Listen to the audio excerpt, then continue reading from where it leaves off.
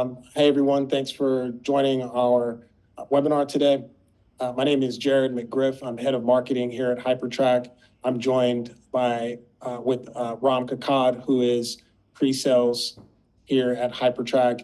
Ram is an expert in helping folks onboard with Hypertrack and has experience with helping folks with improving their shift experiences in healthcare, light industrial, and retail, hospitality, and other industries, as well as field service. So we're really excited to go through this topic today. We know that accurate pay for travel nurses can be a challenge, and there are times when there's delayed compensation and strained relationships around payment disputes. So this webinar will address the root causes of these challenges and solutions that streamline payment processes. So bring any questions you have to the chat. Feel free to raise your hand and ask questions. At the end, we'll have time for Q&A. So with that, I'll go ahead and pass it to Ram. And again, thanks for joining. And we look forward to a vibrant conversation and an informative session. Thanks, Ram. Thank you, Jared, and thank you, everybody, for joining this webinar today, taking time off your busy Thursdays. I'm Ram Kakad, as Jared mentioned, and I lead customer solutioning over here. I'm super excited to talk to you about the work we're doing in resolving time and attendance disputes for travel nursing. Healthcare has shown up as a big market for what we do as of the past sort of year and a half, and travel nursing is basically where we play. Before I get into the details of the webinar itself, I just wanted to briefly introduce Hypertrack and then get into the demo. So as some of you all already know, so Jared, can you see my screen? Yeah, I can see your screen. Perfect. Okay. So as some of you already know, but for those who don't, Hypertrack basically helps you add location intelligence to your shift work marketplace or your field service management or your CRM. What this basically means is that when you've set up a business that matches workers to employers, typically what we've seen happen is that you have really solid expertise in onboarding and sourcing both customers and workers. And then you have solid systems to match workers to work, which means if I'm a worker, I know what work I'm going to do, or I can choose the work. I can see the work and I can choose work. But then there's a missing piece after that, which is on the day of the work or the day of the shift, as you will, what actually happened. If I, as a worker, had committed to work from 9 to 5 at a particular location, or the customer had asked for a worker from that time frame, did the worker actually show up? How long were they on site? Did they leave? Did they ever come back? Et cetera, et cetera. I think there are a whole bunch of questions that happen on the day of the shift, which is when the anxiety is the highest, because that's when work is expected to be done.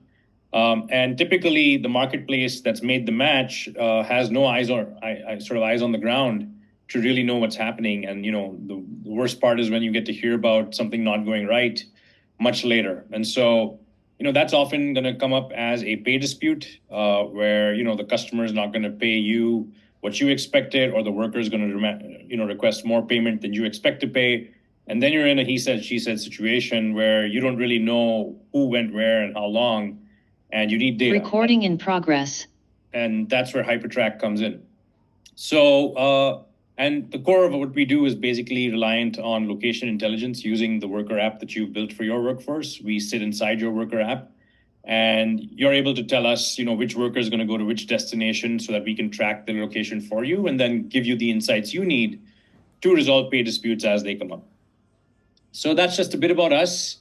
So let me walk through in this webinar what a typical, view would be for an operations manager who's managing your business. They typically have something like this, which you see on my screen, which is a control center of all the shifts or work or jobs that you're managing. And each of them would be in a certain stage of the life cycle. As you can see, some of them are ongoing, some of them are completed. Some of them have different risks associated with them. Like in some cases, the worker might have arrived late and things like that. But they have a whole lot of shifts that are shown up on their control tower, and they don't really know which ones are at risk or which ones need more attention, right? And now, as a consequence of this, they don't really know where to intervene, which will ultimately then lead to a shift that reaches a pay dispute. And so, in that situation, you can have multiple ways in which a shift can actually evolve. So very simply speaking, we'd all like for the happy paths to evolve, which is, in this case, as you can see, this is a timeline or what we call the hypertrack timeline of a shift. In this case, it's a physical therapy shift, which was scheduled for 11:05 a.m. on 28th of May, just yesterday. The worker involved was Timothy Means, and it's a 4-hour shift. And this is the address, and this is all simulated data. It's all, just to kind of illustrate what we'd like to do when we work with partners. And as you can see, there are two main KPIs that we help you track. One is, did the worker arrive on time? In this case, the worker arrived at 11:04, which is on time for the shift at 11:05. And they actually spent 4 hours and 2 minutes on site, which is in line with the 4-hour expectation. So in a scenario like this, this is a strong signal for you to know that the worker spent the expected amount of time on site. And you can then, legitimately, tell the customer that this is the amount of time that the worker actually spent. Now, if you do get into kind of more down a detailed level analysis, you can see that, from 11 to 11:04, the worker was on the way. And just so you know, this is entire replayable as well to give you kind of like a real-time replay of what happened. So the worker started from here, went over there, and this is where the destination is. So let me just pause it right there. But basically, this shows you the on-the-way side of things and up to the point where the worker entered. And as you can see over here, the worker then got in and probably parked and then spent an hour there. And then they took a small break, or not a small break, actually. They took a lunch break at 12. And let's see where they went there.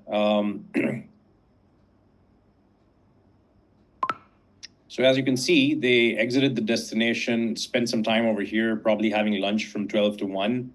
But finally, they did come back and they re-entered at around...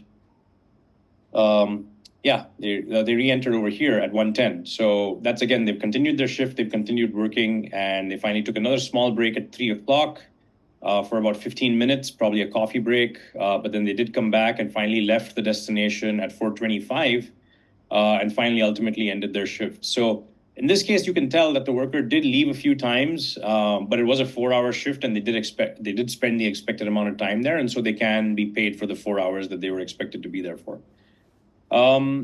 So this is the happiest path. We'd all love for this to be true most of the time, but unfortunately, that's not the case. You oftentimes run into situations when the worker left early and they still might have claimed pay. So in this case, as you can see, this is where the worker started from, and this is where the worker's destination is. So this is a pulmonology order or shift. It's scheduled for 10 p.m. Some of these are late night, as we're aware in the industry. It's for 27th May, and it's a 6-hour shift for Octavia Owens. The address is 815 DuBose Avenue, San Francisco. So she did arrive on time, basically a minute early at 10:08. But then she only spent 30 minutes on site here. So as you can see, she started at 10 o'clock, arrived at 10:10 or 10:08, spent 30 minutes on site, but then she started driving at 10:38 and exited the destination. And then she spent an hour sort of idling somewhere else over here, which is way outside the destination, and finally, said that the work was complete at 11:40. So in this case, as you can see, she's really not spent the requisite amount of time on site.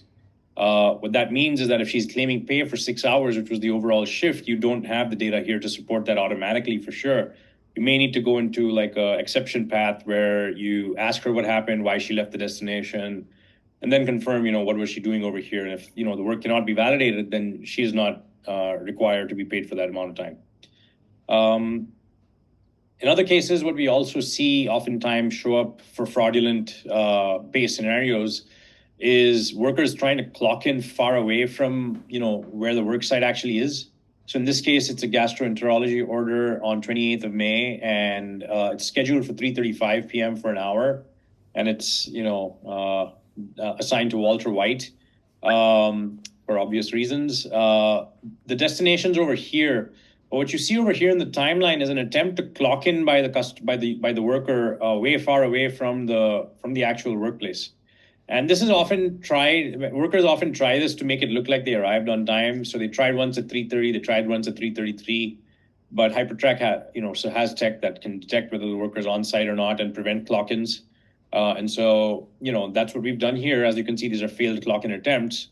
And finally, they tried again, but then they ultimately ended up having to drive to work and clock in at the right time. So now your clock in signal, which is what you might be using to indicate that the work has actually started, is much cleaner and more reliable.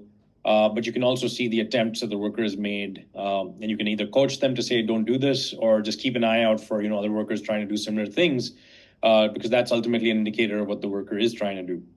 So yeah, ultimately they did clock in and they finally spent the 1 hour and clocked out. So they just did they did get there a little late, but ultimately everything worked out in this case. Finally, the other use case we often see is obviously late arrivals. And in this case, it's a radiology order that is scheduled for 10:10 on 27th. Now, the worker actually arrived 45 minutes late here. What happened, though, is that the worker was actively trying to trick the system into believing they were somewhere else. And so they mocked the location from 10 o'clock to about 10:50, which is, 50 minutes. And so that's why, what they were trying to do probably is show that they were on the site, but they never were. And that's the reason why they typically mock location. And we help you detect that because it's, again, a very strong signal that someone is trying to, trick you into believing they are somewhere when they're not. And then they started driving at 10:50 and finally made it to the workplace, 55 or 45 minutes late, as indicated over here. They did visit for 30 minutes. And so, if it was okay for them to be a little late but still spend the requisite amount of time, then yeah, you can absolutely go ahead and make the payment that you need to. But otherwise, they did arrive late, and so your ops team needs to know about that when they're evaluating the shift. And if the customer's responding that, sort of reporting that to you, then you have data to show that that's actually what happened. Of course, no-show is another unfortunate reality of our business. And so in this case, it's a cardiology order or shift. And it's supposed to be at 10:05 on the 28th of May, but the worker just never arrived. So as you can see, they start over here. They kind of made it look like they were going towards the destination, which is over here, but then they ultimately just ended it over here and never really made it and never did the work.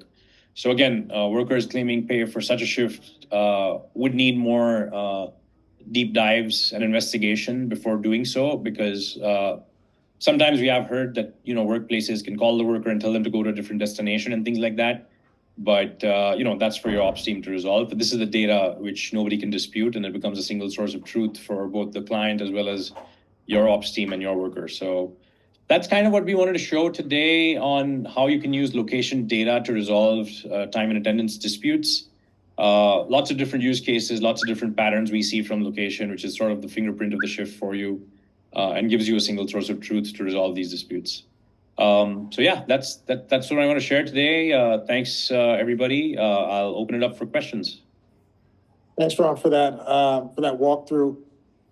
So if you have any questions, please add them to the Q&A or raise your hand, and we'll have those questions answered. It looks like we have. See, there's one question here, Ram, about the implementation time. Do you have any comments on what the implementation time looks like for a solution like this? Yeah, absolutely. So typically, like a Hello World implementation, after we've done like solutioning and architecture, takes about a day to get done. And then, getting to prod requires a lot more teams to be involved to make sure we're dotting our I's and crossing our T's. And that can take about 4 weeks to get to prod. But yeah, it's a pretty short implementation cycle. We partner very closely with customers to make sure their solutioning is done right. Usually we have a shared solutioning doc, and then, getting it live with your engineers is a day for like a Hello World or 2 days for Hello World, and probably 4 weeks for production. Got it. Thanks for that.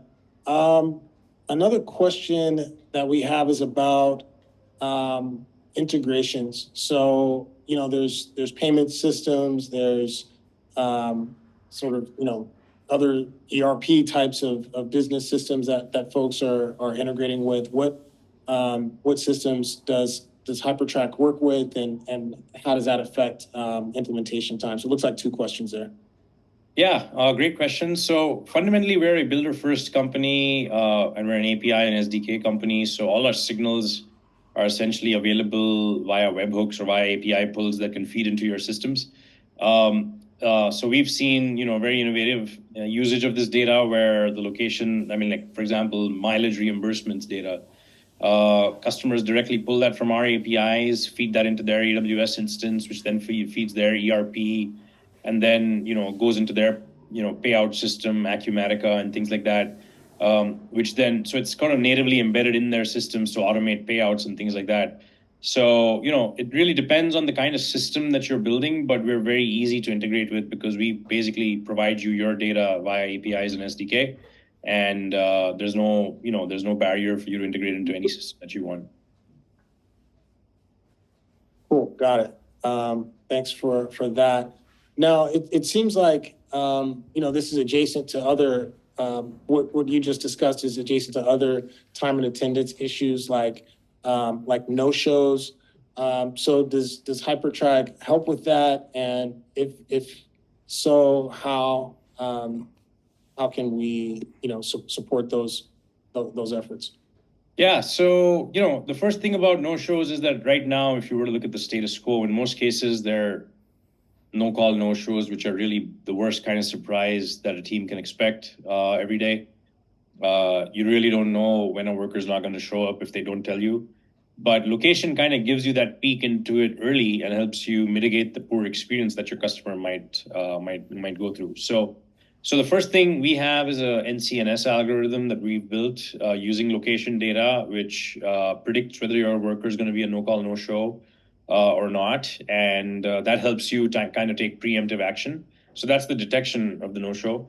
Then you need to do the backfill of the no-show. And so we have what we call nearby search, which lets you basically search for on-demand workers who are nearby to the destination where the worker is going to no-show. So let's say I'm the worker and I'm not going to show up, but Jared is a worker who's in the area, and you do a nearby search around the area where I was supposed to go and Jared shows up.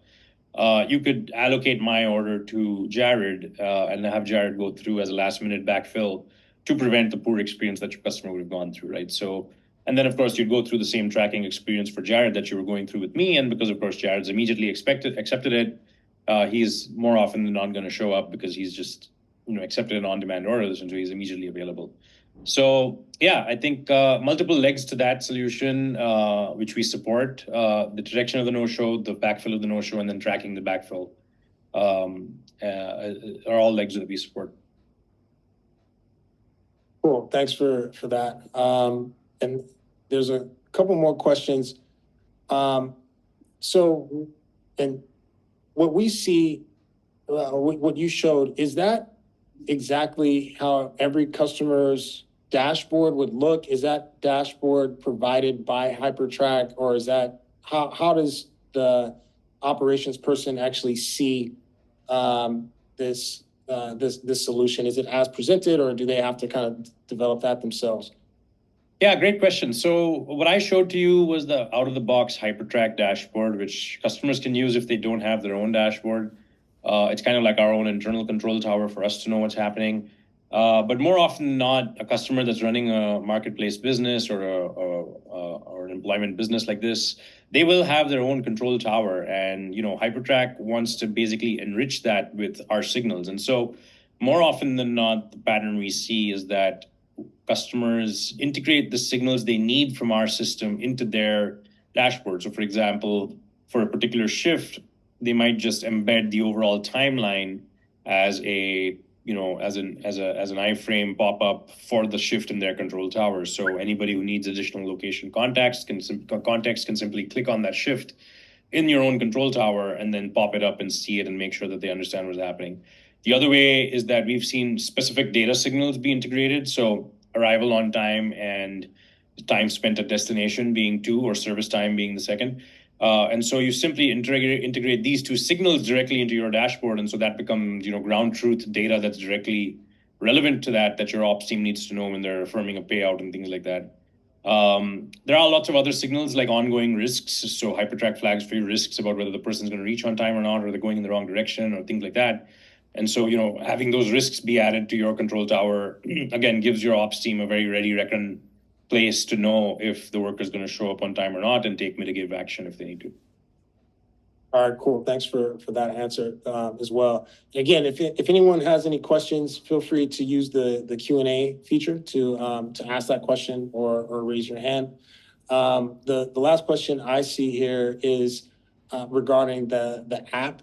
I noticed that there's that timeline. Is that something that the customer has to develop themselves as far as their own app?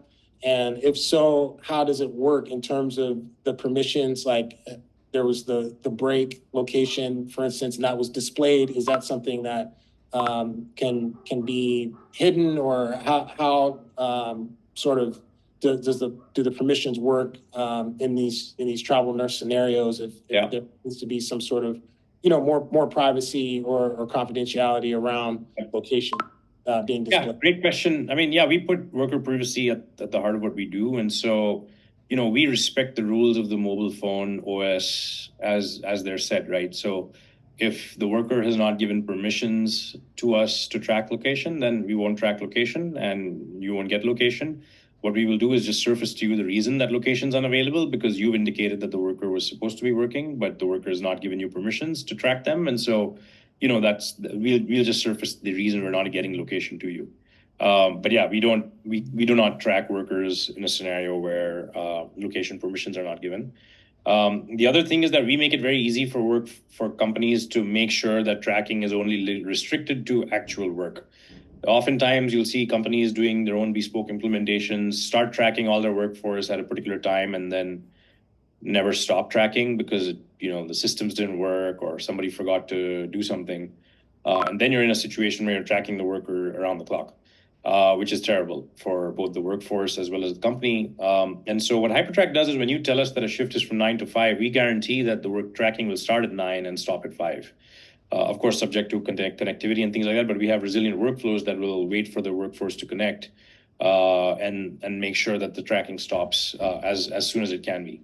So, privacy is critical. I think on the UI part that you asked, yeah, we do support a lot of customization on the UI. We have like different views for the internal ops team versus for a client that's recruiting the worker and things like that. And so we can get through more detail and specific context for different customers and different conversations. But yeah, we do, of course, support a lot of, innovation there too, so that our customers can give the best experience. Cool. Thank you. Just to follow on, something you mentioned around connectivity. You said you'll track 9 to 5, depending on connectivity and things like that. So how does that remain? How do you maintain continuity when there are like battery or connectivity issues? Yeah. Sure that that these the workers or nurses are paid for the time that they're actually working or in transit.